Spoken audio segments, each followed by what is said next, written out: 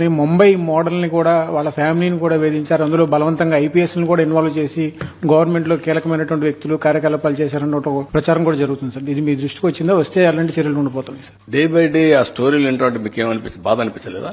వాళ్ళ బిహేవియర్స్, ఆ స్టోరీస్ అవి విన్నప్పుడు అసహ్యం లేదా? Never I heard all these things in my life. In politics ఎప్పుడో ఒక చిన్న ఇది వస్తే అది పెద్ద స్కాండల్ గా ఊహించుకున్నాం ఒకప్పుడు.